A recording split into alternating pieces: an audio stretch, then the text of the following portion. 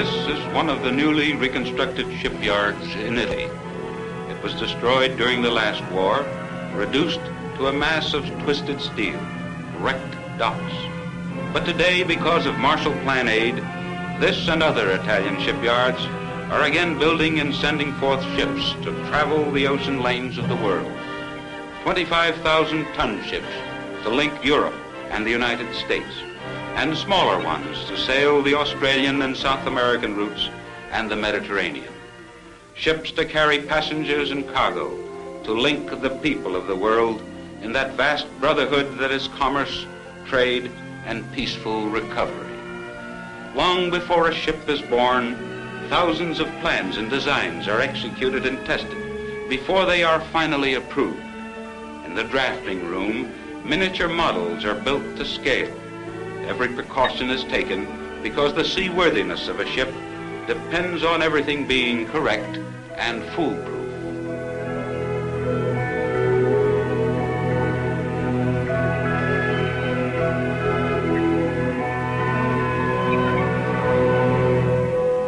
Every worker has a share in the credit of a good ship launched, from the top engineers to the lowest handyman. There are 15,000 ship workers in this one yard, and more than 100,000 outside workers depend on the shipyard for their living. In this layout room, draftsmen chalk on the floor the outlines of the hull, from keel to top deck. Working from blueprints, each angle and curve is calculated to actual size.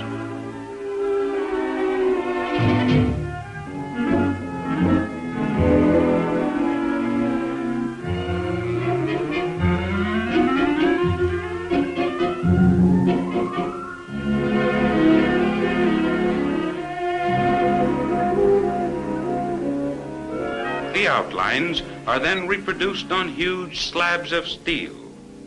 Men feed the steel plates to machines, and other machines mold, cut, drill, and shape, and hand the steel back to the men.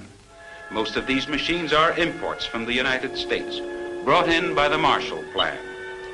Beside machinery, the Marshall Plan has aided Italian shipbuilding by financing a large construction program.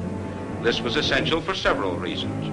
Because Italian shipping was almost completely destroyed during the war, but more important, because hundreds of thousands of families depend upon shipping and shipbuilding for their livelihood. The Marshall Plan has not only given jobs to tens of thousands, it has also helped to build a powerful fleet for the Western world. But neither machines nor money by themselves can make ships. It is a man's hand, and the skill behind that hand that guides a plan to fruition, a ship to the sea. His hard work and his faith in the reconstruction of his country, his continent, his world.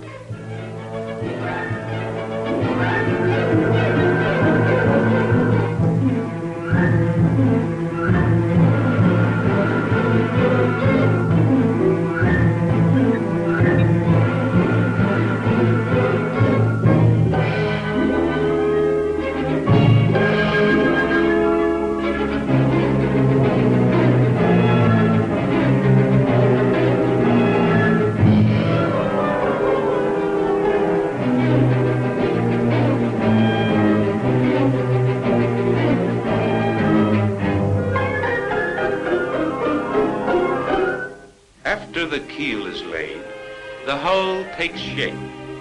Girders and millions of boats go into the skeleton of a vessel. It takes 2,000 men 2 years to build a boat. These yards are now building ships for Norway, Sweden, Denmark, Turkey, and Egypt. Hard currencies are coming into Italy.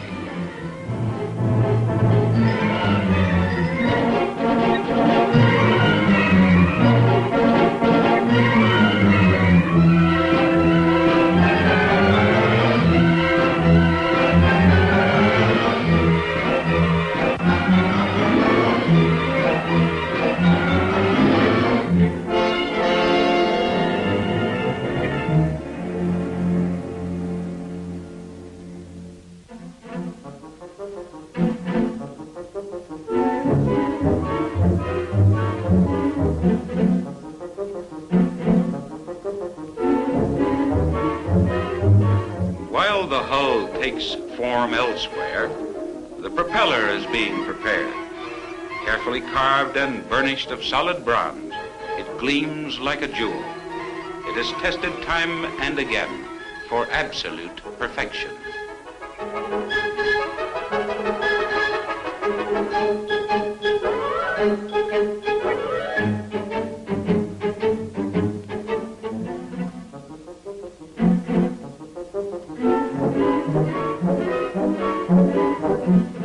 The ship's engines are assembled.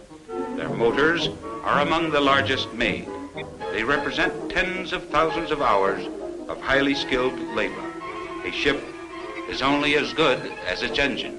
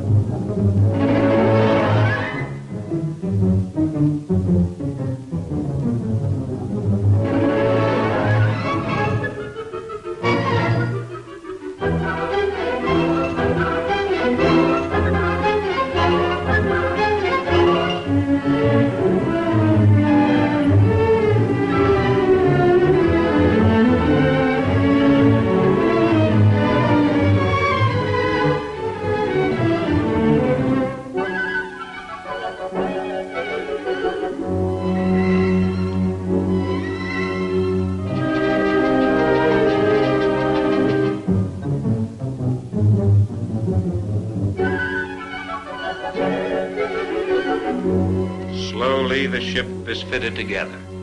The deck plates, trimmed to size, are lowered into place and welded. Deck railings, the superstructure, begin to take form. The propeller is set into its casings, and the ship enters the last stage of construction.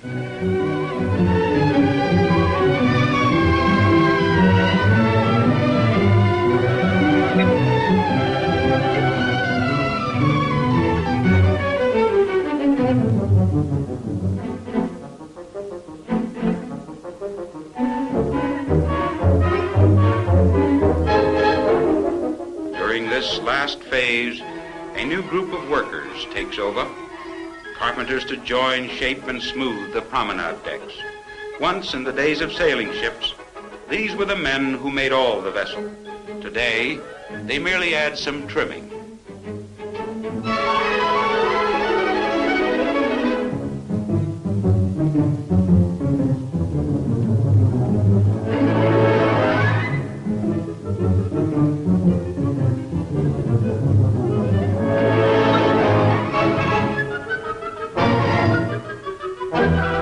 Following them, the engineers to lower the motors and fix them into place. The hull is becoming a ship. Almost every trade has a part in the building of a ship. The weaver, the carpenter, even the interior decorator. Each ship is the product of almost every craft known to man.